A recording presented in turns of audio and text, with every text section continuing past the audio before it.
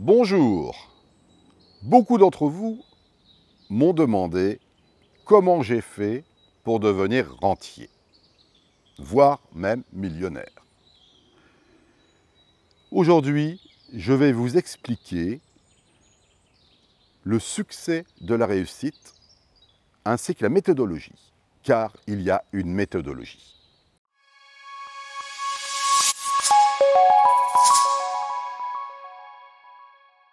Vous savez qu'en investissant dans l'immobilier, vous allez pouvoir vous enrichir. Vous pensez pouvoir vous enrichir à court terme. C'est possible. C'est possible sur 75 mois.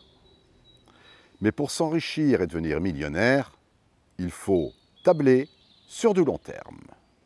Quelle a été donc l'inspiration qui m'a permis de réussir?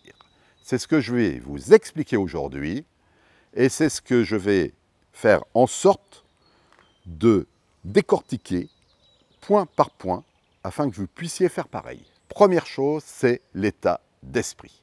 Il faut être complètement persuadé que ce que vous allez faire, vous allez le réussir. On n'est pas là pour tâtonner, on est là pour y aller. Et quand vous allez commencer, doucement au début, après il faudra y aller à fond. Pourquoi? Vous connaissez tous l'investissement lié à l'effet de levier, c'est l'enrichissement. C'est-à-dire que vous allez emprunter, c'est le locataire qui va payer quelque part l'emprunt, et à terme, tout sera payé. C'est ce qui s'appelle l'effet de levier. Il y a différents types d'effets de levier. Il y a l'effet de levier maximal, celui où on emprunte à 110, 120%, frais de notaire, travaux inclus. Et il y a l'effet de levier qui est un petit peu plus difficile, moins rentable, on va dire, parce que vous devez mettre un petit peu d'argent sur la table ou payer une partie de votre bien ou mettre de l'argent sur une assurance vie pour avoir votre prêt. Mais dans tous les cas, cela fonctionne très bien. Donc, comment faire pour réussir? Eh bien, écoutez, la première chose à faire, c'est l'organisation du début. Vous n'allez pas foncer tête baissée et aller acheter quelque chose comme ça. Il va falloir vous organiser.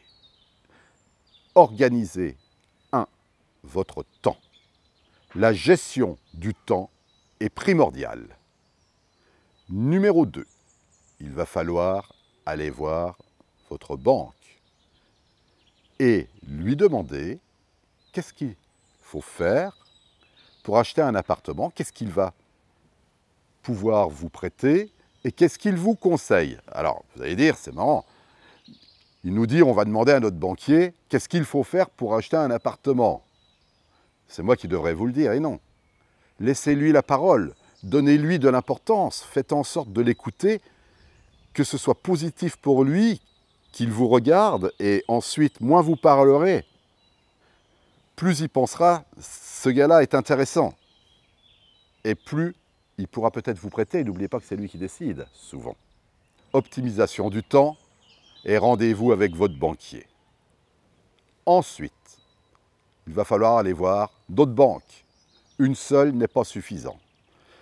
Dans ma technique, je vois toujours 5 banques. 5 banques, toujours de proximité. Pourquoi?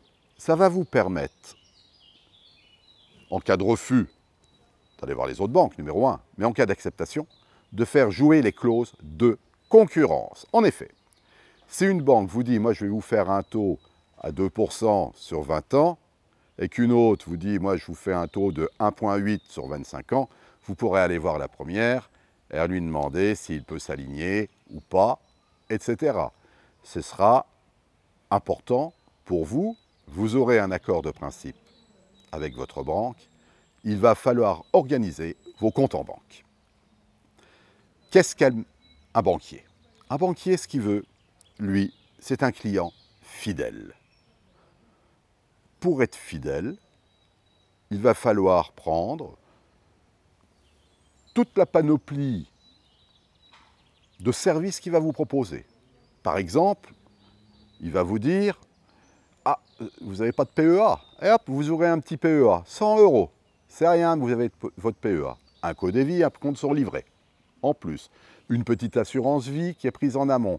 Donc, il n'y a pas grand-chose dans l'assurance vie, 500 €, 1000 €, mais prête à fonctionner, vous voyez, prête à être mise en garantie. Ou si elle n'est pas mise en garantie, prête à être abondée tous les mois si le banquier vous le demande. Au sein de la banque, on fait maintenant les assurances, également loyer impayé, vous le saviez, j'espère. Mais si vous ne le savez pas, je vous le dis. Demandez à votre banque s'ils le font. Très important. Vous pouvez prendre également une multitude de petits services qui sont tous différents suivant les banques. Dites-lui que vous êtes intéressé si vous vouliez acheter une voiture, pour acheter une voiture et faire un crédit chez lui.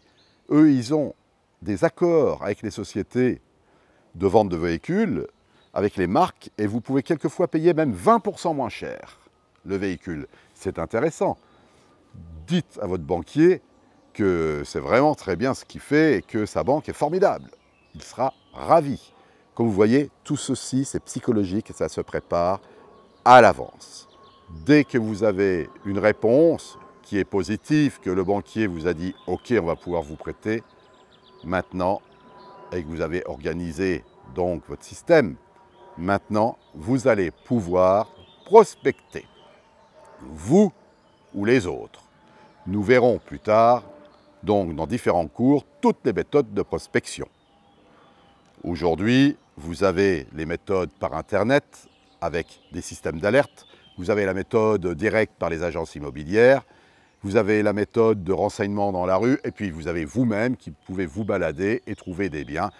N'oubliez pas les petits gratuits et les journaux également à lire. Car dans la méthode, on en reparlera plus tard, mais il y a des petits journaux comme Le Figaro, Le Parisien et même Libération, où il y a des annonces immobilières dedans et quelquefois des choses très valables. Donc, méthode de prospection. Une fois que vous aurez trouvé le bien qui vous intéresse, très important, il va vous falloir faire une étude de dossier, une étude liée à ce bien, une étude de quartier, une étude locative également, voir si l'emplacement correspond vraiment à la rentabilité que vous allez chercher et au type de locataire que vous allez mettre. Je m'explique.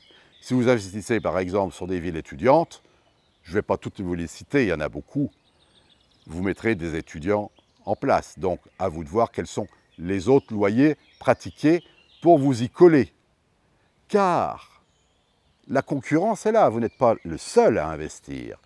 Si les loyers sont une moyenne de 500 € par exemple par mois, il serait peut-être judicieux que vous fassiez votre loyer à 485 €, juste légèrement moins cher, voyez-vous, afin d'avoir sur un locataire et ne pas attendre. Pourquoi?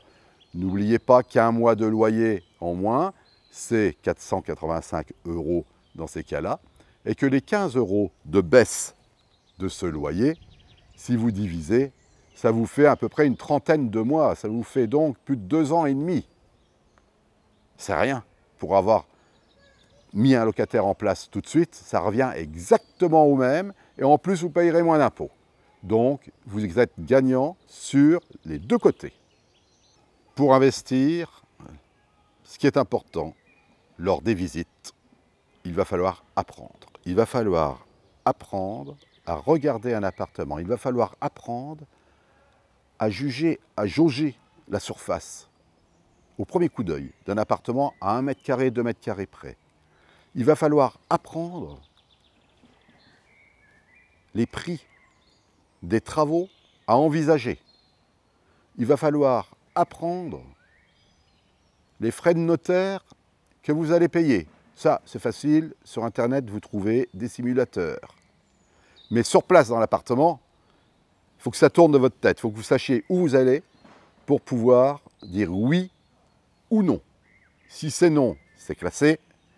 Si ça vous intéresse que c'est oui, là, il va falloir apprendre à négocier. Il y a tout un cours qui va être fait sur la négociation, car la négociation est un facteur important de baisse de prix qui peut vous permettre donc à la revente, pour plus tard, surtout dans du court terme, de pouvoir faire une marge bénéficiaire tout de suite. Je vous ai parlé tout à l'heure du mode d'investissement dans le temps. Je vous ai dit qu'on était capable de s'enrichir rapidement sur 75 mois. C'est vrai, je vais vous expliquer comment on fait. Et je vous ai dit qu'il était sûr de s'enrichir en allant au bout du prêt. Pourquoi?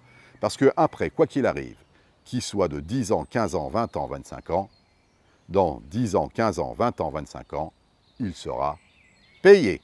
Donc l'appartement, si c'est en plus le locataire qui l'a payé, a été entièrement gratuit.